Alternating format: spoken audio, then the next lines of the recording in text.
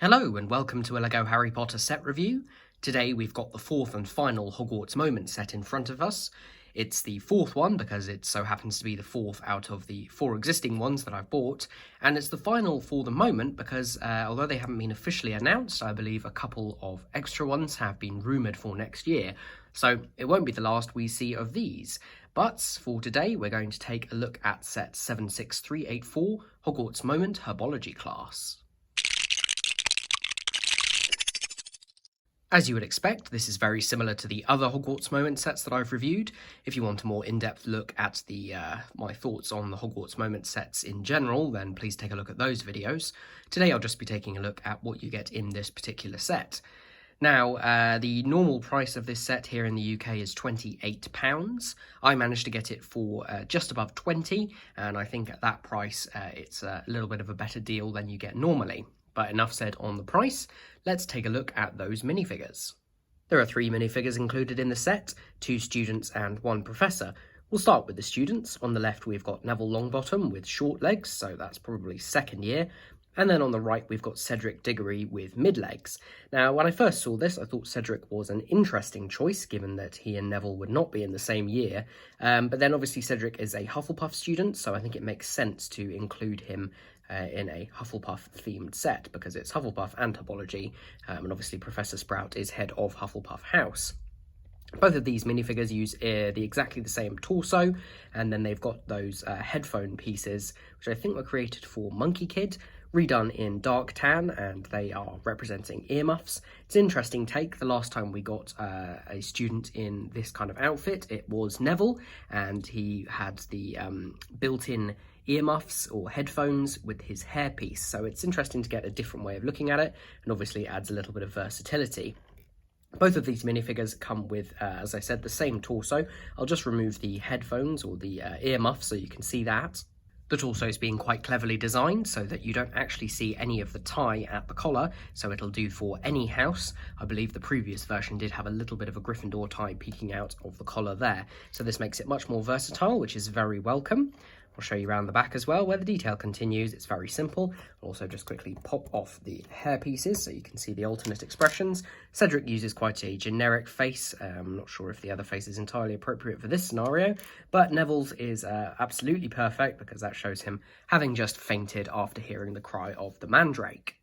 Speaking of which, I thought I would include the Mandrake alongside Professor Sprout. I'll just give you a quick look at it here. It's very simple. It's a printed 1x1 round brick with a good pattern on it there. This is very similar to the ones that came in the astronomy tower, which had the little greenhouse on the side.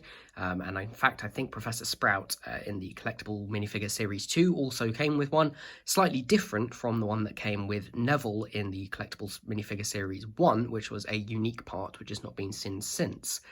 Anyway, here is Professor Sprout. She's quite similar to the version that came out in the second series of collectible minifigures, including that dual-moulded hair and hat and earmuff piece, which is really nice.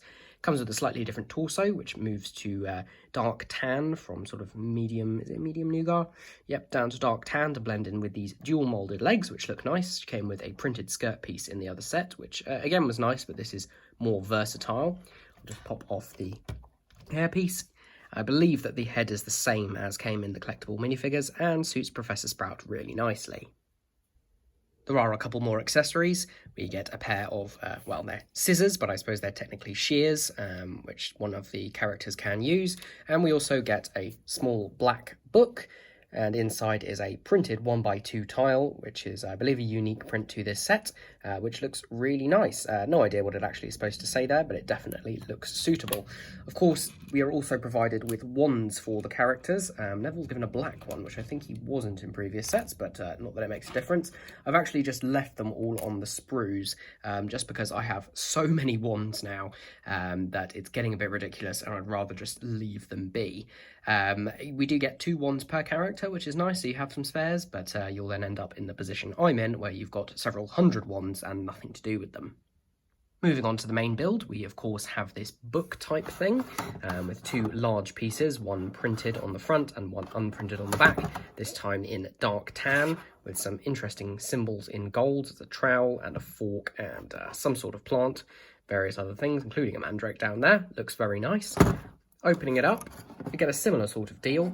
There are stickers that should be applied here, here and here, along with a couple of other places. I've actually just left them off because I'm not sure what I'm going to use them on, and I'm kind of thinking ahead. But anyway, we'll pull some of these things off. First to come off is a little pumpkin patch, which looks really nice. Those are all attached upside down using some bar pieces. They're, you know, not the most crazy builds in the world, but they do look nice little pattern. You just lay that off to one side. We've also got a, I don't know, you wouldn't really call it a water trough, you know, a spigot where you can get some water. That includes a bucket underneath there, which looks nice. And then coming to the main part of the build, we've got a table that folds down there. This has a 2x3 stickered tile on it there, again showing a mandrake, which looks really nice. A small cupboard here, but there's nothing inside there. The doors are openable, however. You could fit something small behind there. And then the main section, as with several of the other sets, folds forward on some hinges, so you can fold that bit out like that, and that will continue to go around like that. And then this bit on the end folds like that. So you can put it in a number of different positions. This bit isn't folded from the back. It actually uses the new, what will they be, 3x3 curved plates, but the one which has got 2 studs and then a curve and then 2 studs at right angles. It's relatively new. There's 2 of those in black, which I was happy to see. But yeah, you can position this at a number of different angles, obviously showing where the inside and the outside are. There are some windows here, some with glass and some with the, whatever you'd call that pattern. I can't think what it's called. Sort of a grill type thing. And you've got a large door in the middle here. This is another place where I have saved some stickers. So there's a sticker there saying, "Be aware," with a mandrake on it already. There is meant to be another one on the other side of the door, but I'm actually going to save that because I have got a greenhouse design in the works and I'm saving that sticker for a second door. Behind there, we've got a shovel on a clip just there, a small plant just sitting in a pot, which is again clipped onto some dark brown telescopes. Above that, there is a light which you can lower down, actually all the way, provide some interior lighting, and then some nice detailing on the back, as well as some nice plant detailing across there. Overall, it's a pretty decent build. I think the actual piece selection is probably the best out of all the sets, so I'd be interested to see what people could make out of it. I'll just show you the sticker sheet and show you the ones I haven't applied. So there are actually 4 sets of stickers. One which is quite interesting, which is the first appearance of the Fat Friar, which is the Hufflepuff House Ghost. Nice sticker there, which has lots of vines over a piece of wall, could be good on a big panel piece. And then a couple of pieces here with some plants and the Hufflepuff crest, and then of course that other Be Aware sticker.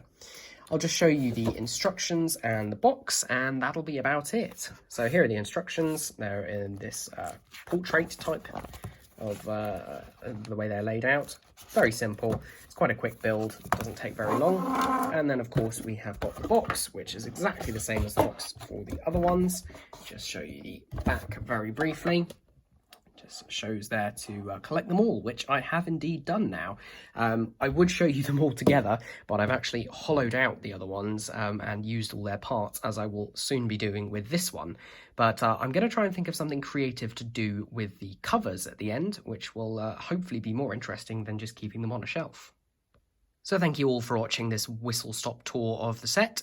I have gone around it fairly quickly just because I've covered most of what I've had to say about the Hogwarts Moments sets in the previous reviews. I will link all of them in a playlist if you want to watch any of the others.